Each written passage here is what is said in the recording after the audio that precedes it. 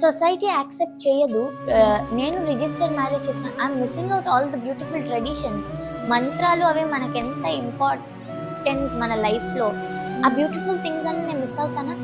ఇలా కనుక మనం యంగ్ జనరేషన్స్ అందరం థింక్ చేస్తే నెక్స్ట్ జనరేషన్కి బ్యూటిఫుల్ మన ట్రెడిషన్స్ని ఎలా పాస్ ఆన్ చేస్తాం? బికాజ్ ఆఫ్ ఒక స్టూపిడ్ థింగ్ జరుగుతుంది. కాబట్టి మనం చేయాల్సింది ఏంటి?